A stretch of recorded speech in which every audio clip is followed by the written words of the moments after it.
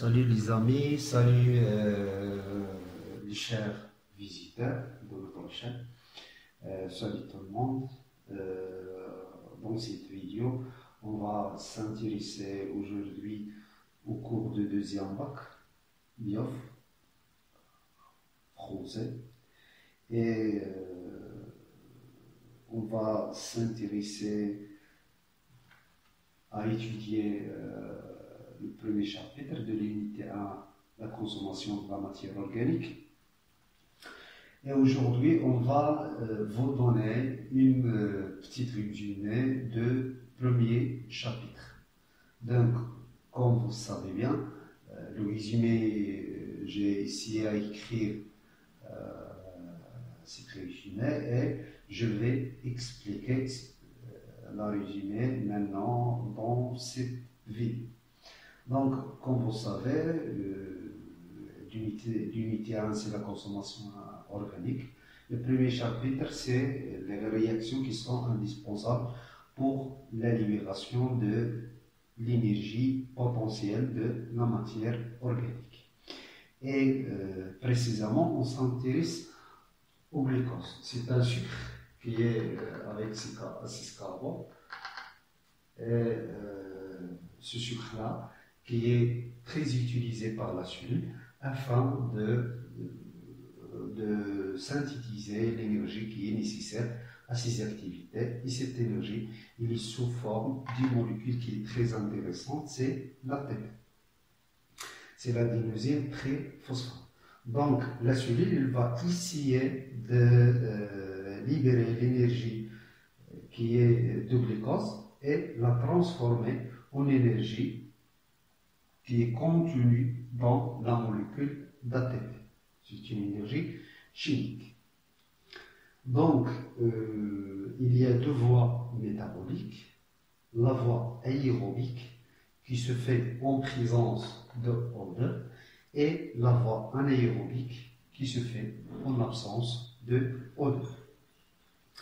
On sait bien que en présence de O2, la cellule libère le CO2 et elle synthétise beaucoup d'énergie par rapport à la voie anaérobique. Donc, voilà le glucose. La première étape des réactions, de ces réactions-là, c'est la transformation de glucose en acide pyruvique. Cette étape, elle est nommée la glycolyse.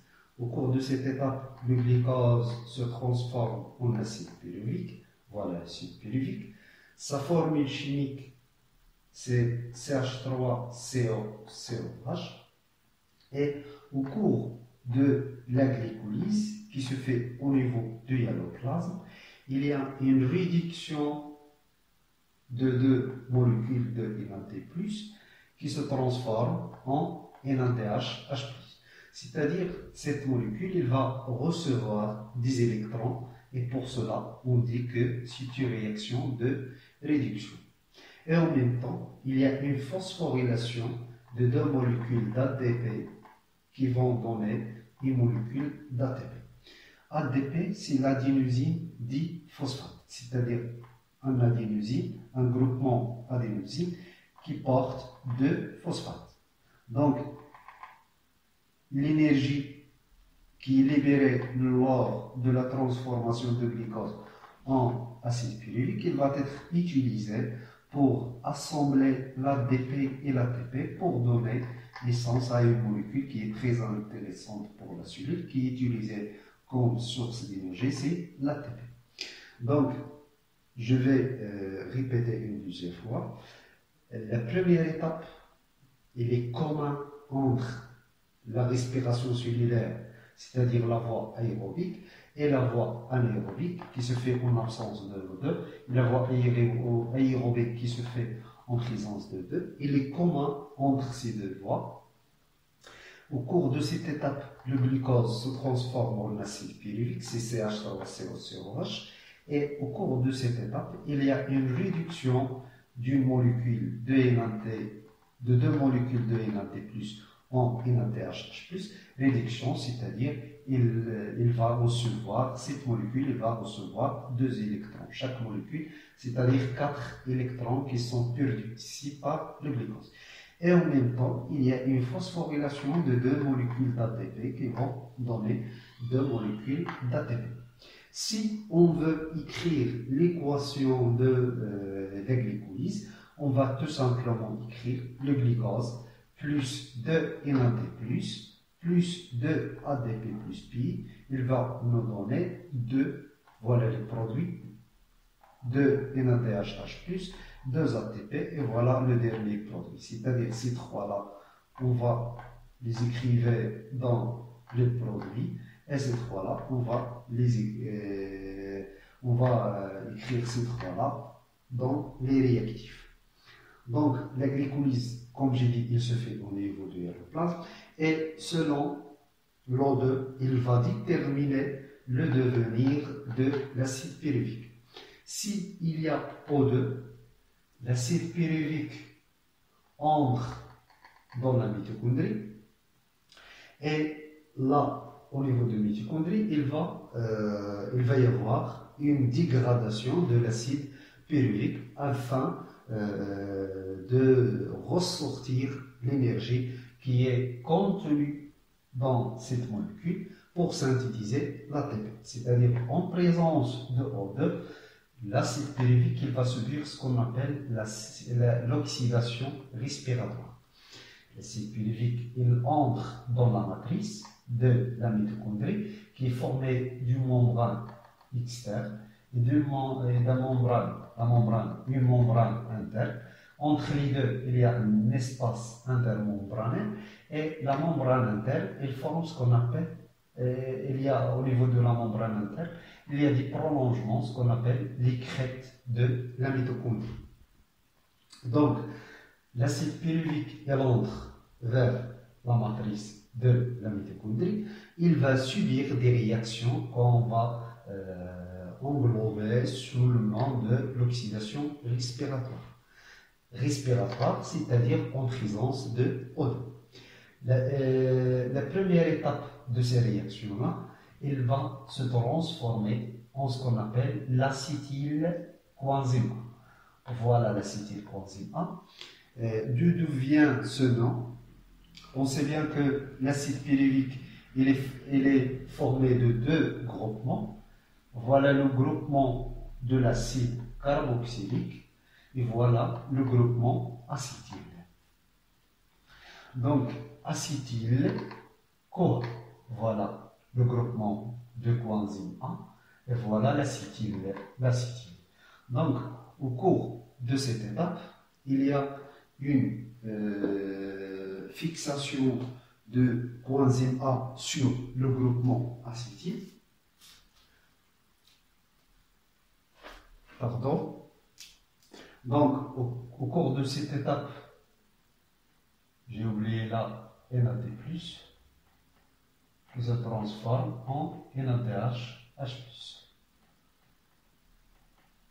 Donc, au cours de cette étape, il y a une fixation de groupement acétyl sur CoA. Voilà, le groupement acétyl il est fixé sur coenzyme A. Et la fonction carboxylique elle va être perdue sous la forme d'une molécule qui est CO2. On dit qu'il y a une décarboxylation. Lorsqu'on dit décarboxylation, il y a toujours une émission de la molécule de CO2. Et en même temps, il y a une déshydrogénation, c'est-à-dire la molécule de l'acide pyruvique, il va perdre des hydrogènes. Pour dire une déshydrogénation. La déshydrogénation s'accompagne toujours avec une réduction des transporteurs, ou bien de ici, le NAD+, il est réduit en NADH+. C'est-à-dire il va recevoir de protons et en même temps il va recevoir aussi des électrons. C'est comme dans la première étape de la glycolyse. Il y a une réduction de NAD+ en NADH+. Donc je vais répéter une deuxième fois. La glycolyse se fait au niveau de l'alloplasme. Il donne l'acide pyruvique, ainsi 2 molécules de NADH+, et 2 molécules de l'ATP. En présence de O2, l'acide pyruvique entre vers la matrice de la mitochondrie. Il va se transformer en acétylcoenzémate. Voilà le groupement acétyl qui est contenu dans l'acide pyruvique. Il y a aussi une fonction carboxylique. Cette fonction carboxylique elle est perdue sous la forme de CO2, d'une molécule CO2. On dit qu'il y a une décarboxylation. Et en même temps, le groupement acétyl il va être fixé sur le coenzyme A. Et en même temps aussi, il y a une réduction d'une molécule de NAD+ en NADH+. Donc, si on veut écrire la réaction de cette étape, ces 3 premiers, on va les écrire dans les réactifs, c'est-à-dire l'acide pyruvique plus NAD+, plus CoA-SH, ce sont des réactifs, et NADH+, et CO2 et l'acétylcoenzéme A, ce sont des produits. Donc, la deuxième étape de l'oxydation respiratoire de l'acide pyruvique en présence de O2, la première étape, c'est la transformation de l'acide pyruvique en acétylcoenzéme A, et la deuxième étape, c'est cycle de Krebs. Au cours du cycle de Krebs, il y a groupement acétyl, elle entre dans le cycle de Krebs. Et le coenzyme A, il va retourner vers l'étape précédente, c'est-à-dire il va se fixer une deuxième fois sur un groupement acétyl et ainsi de suite pour former un cycle. Donc, la première étape, le coenzyme A, il va perdre le groupement acétyl qui entre dans les réactions de cycle de Krebs. C'est-à-dire, c'est seulement ce groupement acétyl qui va entrer dans le cycle de Krebs. Et le coenzyme A, elle sort du cycle. En même temps, lors du cycle de Krebs, il y a une réduction de 3 molécules de NAD+ qui vont donner NADH+, 3. Il y a une décarboxylation, c'est-à-dire il va y avoir la sortie de 2 molécules de CO2. C'est le carbone qui est introduit dans le cercle par l'acétyl. Ils vont être perdus, ces carbones-là, ils vont être perdus sous forme de CO2. On dit qu'il y a une décarboxylation. Et en même temps, il y a une réduction d'une molécule de FAD en FADH2. Et en même temps aussi, il y a une phosphorylation de molécules d'ADP en molécules d'ATP. Généralement, il faut bien assimiler que lors des réactions de cycle de Krebs, on s'intéresse beaucoup aux produits. C'est-à-dire il y a une réduction de 3 molécules de NADH+, une réduction d'une molécule de FAD, une phosphorylation d'une molécule de l'ADP et décarboxylation, c'est-à-dire la perte de CO2, de carbone sous forme de CO2. On dit que les réactions de cycle de Krebs, ce sont des réactions de décarboxylation, c'est-à-dire il y a une perte de CO2 et des hydrogénations parce qu'il y a des hydrogènes qui vont être reçus par la molécule de NAD+. Donc, je vais répéter une deuxième fois en donnant les éléments qui sont essentiels. La première étape, c'est de la respiration cellulaire, c'est la transformation de glucose en acide pyruvique. Il se fait au niveau de l'alloplasme. Au cours de cette étape, il y a une réduction d'une molécule de NAD+, de deux molécules de NAD+, en NADH+. Il y a une phosphorylation de deux molécules d'ATP pour donner deux molécules d'ATP. En présence de l'oxygène, l'acide pyruvique il va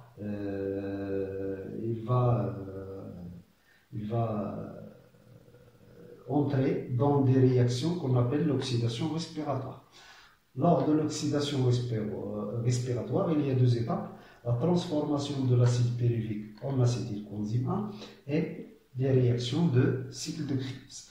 Au cours de la transformation de l'acide pyruvique en acétylcoenzyme 1, il y a une décarboxylation, c'est-à-dire l'acide pyruvique il va perdre sa fonction carboxylique, qui va être remplacée par un coenzyme, le coenzyme A, et il y a une réduction de NAD+ en NADH+. Et lors du cycle de Krebs, il y a une réduction de 3 molécules de NAD+, il y a une réduction d'une molécule de FAD qui va donner FADH2 et la phosphorylation d'une molécule d'ADP en ATP. Et une décarboxylation, c'est-à-dire il va y avoir la sortie ou bien la formation de deux molécules de CO2. Donc, il faut bien retenir que dans ces réactions-là, il n'y a que des réductions des transporteurs. Réduction, réduction, réduction, réduction. Donc, il n'y a que des réductions des transporteurs, soit de NAD+, soit de FAD. Et il faut bien retenir aussi que ici, on parle d'une molécule de l'acide pyruvique. Mais la glycolyse donne deux molécules. D'où la nécessité de multiplier par deux tous ces produits. C'est-à-dire, lorsqu'on parle d'une molécule de glucose, il va y avoir deux cycles de Krebs. Pourquoi? Parce qu'il va y avoir deux acides pyruviques et par conséquent deux acétylcoenzyme 1 et donc il va y avoir deux cycles de Krebs. Donc, la première étape de l'oxydation respiratoire et la deuxième étape c'est le cycle de Krebs. On va multiplier les produits par deux. Donc, on va maintenant faire le bilan. Combien de molécules vont être formées? Quels sont les produits? Il y a ici une molécule de CO2 fois 2, C2, plus 2 fois 2, donc 2 fois 2, c'est 4, 1 fois 2, c'est 6. Donc, il y a une formation de ces 6 molécules. Une molécule fois 2, c'est 2. 2 fois 2, c'est 4. Donc, 4 plus 2, c'est 6 molécules de CO2. Combien d'ATP? Il y en a 2 ici. 2. Une molécule fois 2, ça donne 2. Donc, on va avoir 4 molécules d'ATP. Combien de NADH+? Il y en a 2 ici et 2 ici, malgré qu'il y a une seule molécule, mais on va multiplier par 2. 2 plus 2, c'est 4, et 3 fois 2, c'est 6. Donc 6 plus 4, ça donne 10. Et combien de FAD? Il y a une seule molécule qui se forme au niveau du cycle de Krebs, et le glucose donne 2 acides pyruviques, donc on va multiplier par 2. Donc, 1 fois 2, c'est 2 molécules de FADH+, de FADH2. Donc, comme bilan, on a la formation de 6 molécules de CO2, 4 molécules d'ATP et 10 molécules de NADH+, et 2 molécules de FADH2. Maintenant, on va s'intéresser à une étape qui est très importante. Donc, on va poser la question: quel est le devenir de NADH+ et l'FADH2? Donc, cette étape, elle est très intéressante. Au cours de cette étape, elle permet quoi? Elle permet tout d'abord, il va y avoir le renouvellement des transporteurs, parce que dans ces étapes-là, ils ne sont que réduits. Mais il faut y avoir une étape où elles sont oxydées, ce qui va permettre le renouvellement de NAD+, qui va participer dans ces étapes-là. Sinon, tout NAD+, il va se transformer en NADH, H+. Et ces réactions vont s'arrêter. Donc, il y a une nécessité de renouveler NAD+. Donc voilà, il va y avoir une oxydation lors de cette étape. Une oxydation. Donc on va avoir maintenant NAD plus FAD qui vont participer dans ces étapes-là une autre fois. Donc le premier rôle de cette étape, c'est le renouvellement des transporteurs et de transport des électrons. Et on va voir qu'il a d'autres rôles et il va nous permettre de synthétiser encore d'ATP. Donc, après l'oxydation, ces transporteurs-là, ils vont perdre des électrons. Donc, NADH+, il va se transformer en NAD+, et FADH2, il va se transformer en FAD. FADH2, il va se transformer en FAD. Donc, ils vont perdre des électrons et des protons. Les protons, ils restent au niveau de la matrice, mais les électrons se transportent à travers des transporteurs au niveau de la membrane interne de la mitochondrie. Ils vont être transmis d'un transporteur à l'autre. Voilà, il y a un passage des électrons qui sont perdus par ces molécules-là, par NADH+, FADH2. Ils vont passer à travers les cytochromes qui sont appelés des cytochromes, des protéines qui sont appelées des cytochromes, ou bien les protéines de la chaîne respiratoire. Ils vont se transporter là, d'un protéine à l'autre, suivant le pouvoir d'oxydoréduction, parce que ce protéine-là, il a un pouvoir d'oxydoréduction qui est très important que le premier, donc il va recevoir ces électrons. Donc généralement, on dit qu'il y a un passage des électrons au niveau de la chaîne respiratoire, des protéines de la chaîne respiratoire. Ces électrons-là, ils vont s'arrêter lorsqu'ils vont être captés par la molécule de l'oxygène. Parce qu'on a dit ici que la molécule d'oxygène est très importante pour l'oxydation respiratoire, c'est-à-dire l'oxydation respiratoire ne se fait qu'en présence de O2.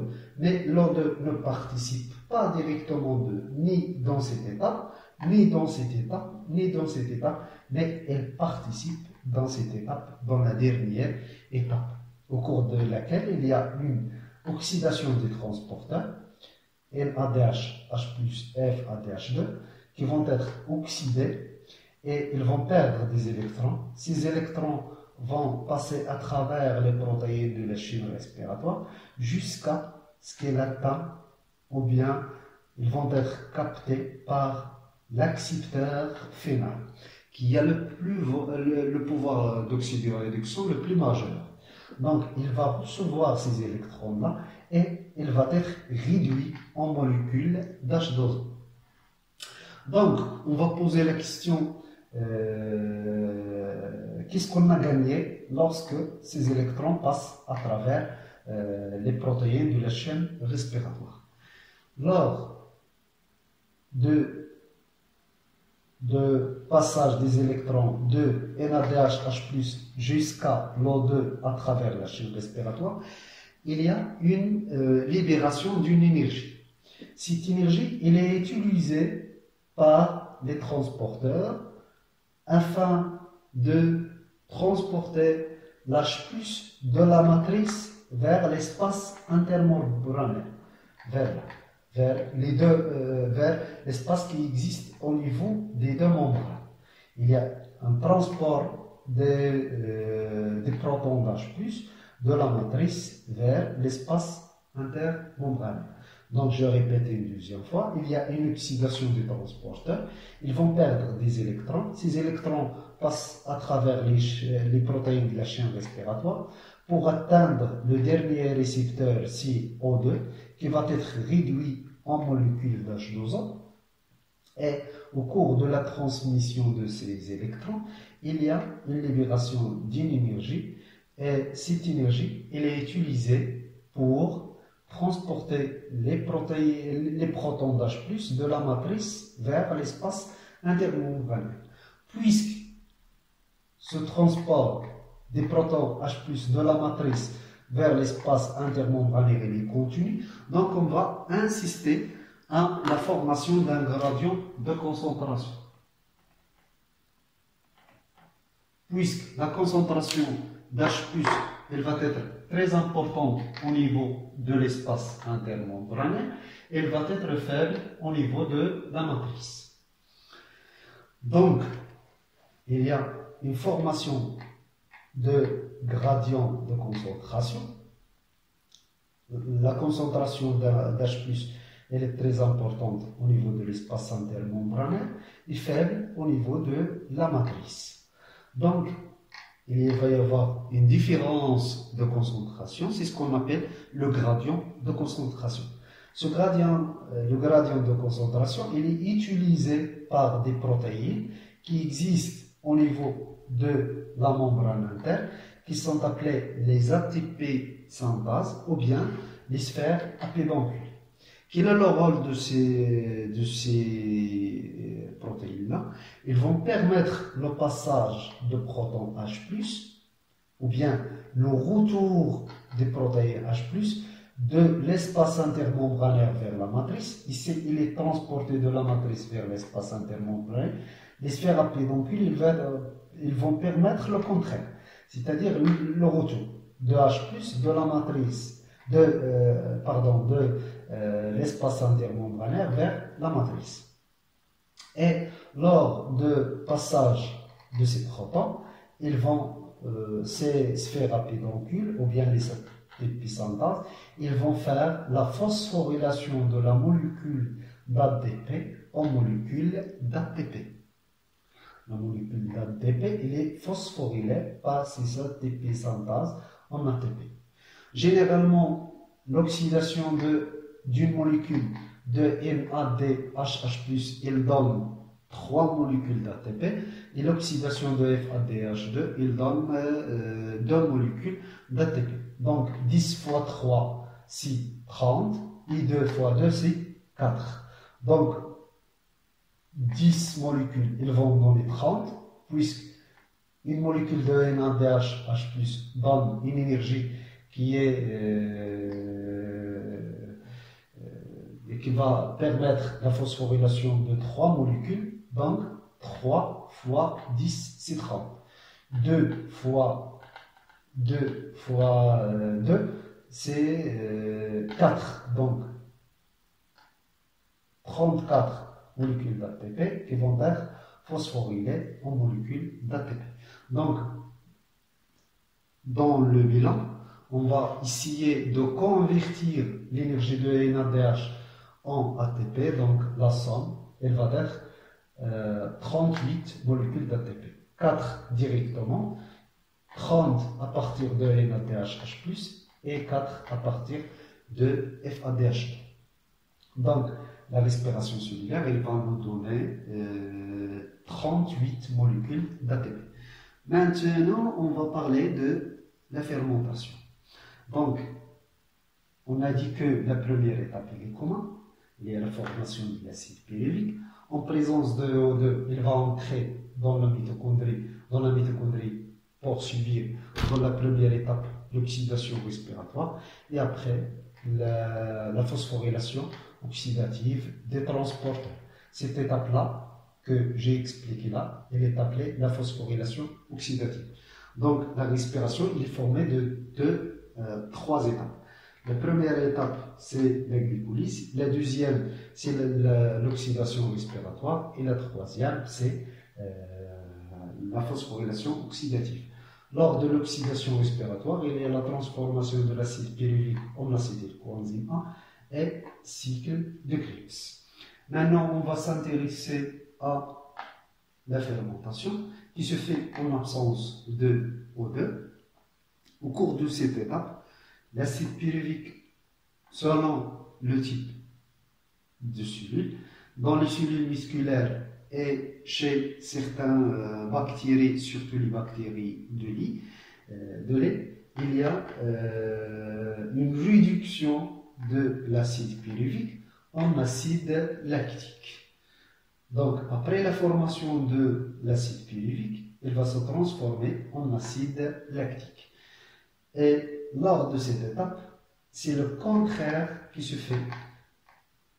Dans cette étape, il y a une réduction de NADH, de NAD+, en NADH+, et dans cette étape, c'est le contraire, c'est-à-dire c'est l'NADH+, qui est formé au niveau de la glycolyse, qui va se transformer en NAD+.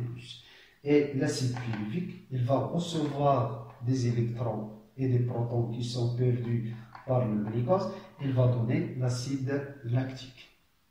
Donc, ici, on parle d'une réduction de l'acide pyruvique comme acide lactique et une oxydation des transporteurs de NADH+ en NAD+. Pourquoi il y a une oxydation? Parce que ça permet de renouveler le NAD+. Parce que si on s'arrête au niveau de cette étape, tout le stock de la cellule de NAD, il va être terminé, il va se transformer en NADH+, donc il va être incapable de faire la même chose tout le temps.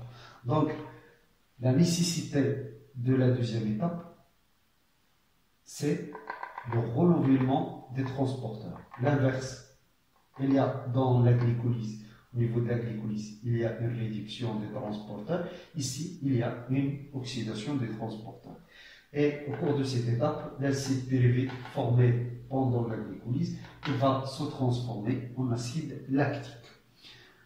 Donc, il y a formation de deux molécules et qui sont formées au niveau de la première étape de la glycolyse. Donc, le bilan de la fermentation, c'est deux molécules d'ATP pour la fermentation lactique et aussi pour la fermentation alcoolique. Deux molécules d'ATP et la formation de deux molécules de l'acide lactique, c'est on veut écrire l'équation, on va écrire le glucose plus deux molécules de ADP plus PI qui va donner deux molécules d'ATP plus l'acide lactique. Donc ça plus ça au niveau du produit et ADP plus pi fois 2 plus le glucose au niveau des réactifs.